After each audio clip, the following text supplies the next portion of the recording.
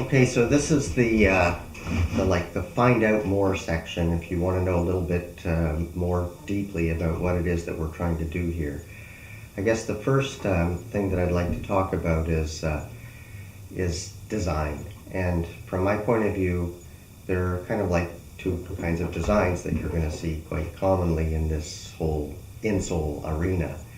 And one of them, it's a bit of a negative term, but I'm going to use it because I can't think of a better one, and that is gimmicks. And there are a lot of gimmicks that are very successfully marketed, and some of these gimmicks may work and some of them don't. On the other side, I'd like to contrast that with what I call good design.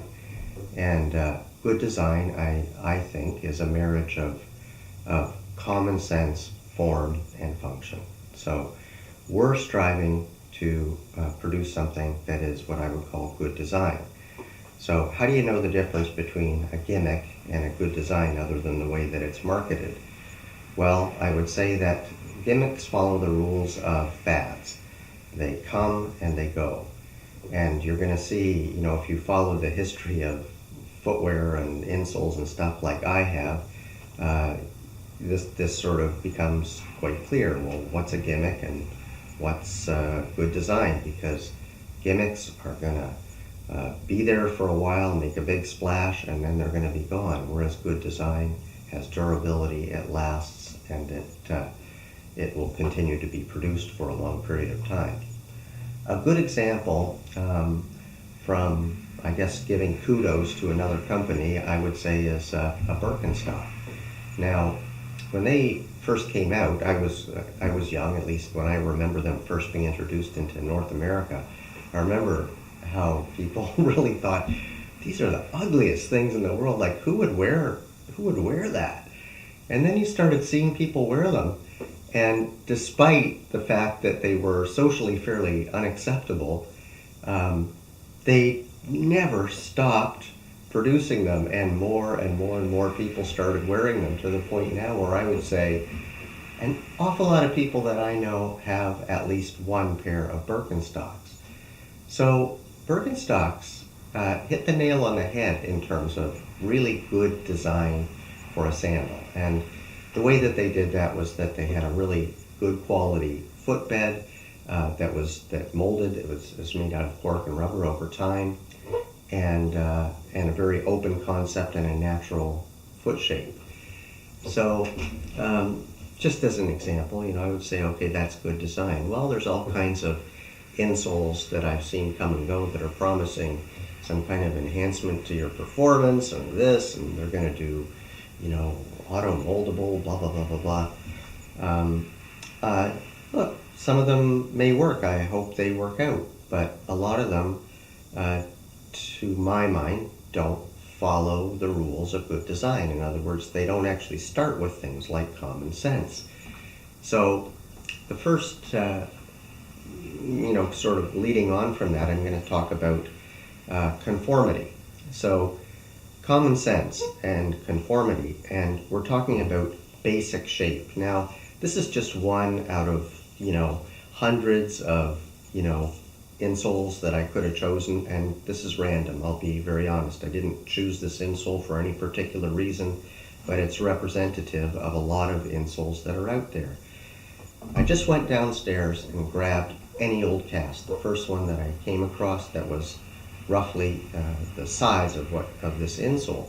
And I just want to show you, when it comes to conformity, that although this has all kinds of material here, it actually has material, which is more than a lot of insoles can say. Let's just look at that. This is how it conforms to the cast, and I would say that conformity is not very good.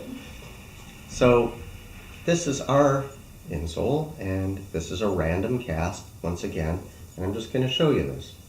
Look. Does that look like it conforms? So the first thing about this insole is it's based on the design sort of averages taken over a large number of real feet. Like, what do feet really look like, and does this insole correspond to that? So that's kind of a very common sense idea. It's the beginning of good design. The second thing I would like to point out is that maybe I'll get that cast back here. Look, a lot of these insoles, they have a very, defined outer edge to them, and that's, it may fit the shoe properly, but look what happens with the foot. Like, this is a wide foot, I'll grant that, but this is an average insole, and you look at the amount of overhang there is there. Well, wherever that overhang is, that's okay. The problem is that this is not tapered at all, so you're going to end up standing on the edge of the insole. So, well, what have we done differently? The edges have been what we call skived. It's tapered all the way through the edge. So it's very, very, it's a gradual, from more thickness in the middle to a very, very thin outer edge. And the insole, by comparison, is wider. So this is a thin area at the edge that's going to reach to the edge of the shoe even after the shoe is stretched, and provide a smooth transition for the insole. So let's look at this. So there it is. This is, again, it's a wide foot, but if I look here, it's a nice, smooth transition. Okay, so we're looking at conformity and then the design element of the smooth transition.